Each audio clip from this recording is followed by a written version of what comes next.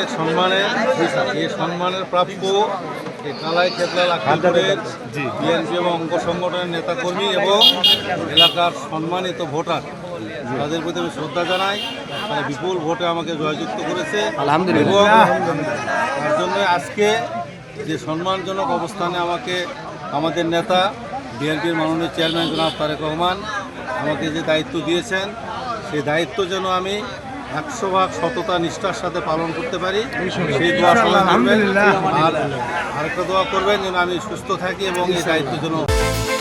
বিকাশ পেমেন্টে 10,000 টাকার বেশি অফার, শপিং চলছে তো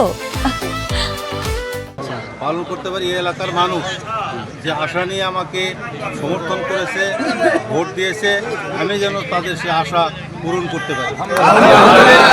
অসংখ্য ধন্যবাদ। এবং আমরা সকল শহীদের আত্মার প্রতি শ্রদ্ধা জানাই এবং তাদের আত্মার মাগফিরাত কামনা করি।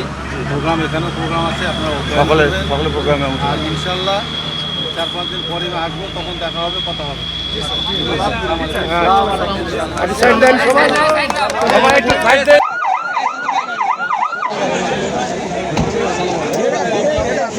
একটার পর একটা গ্রুপ দাঁড়ায়।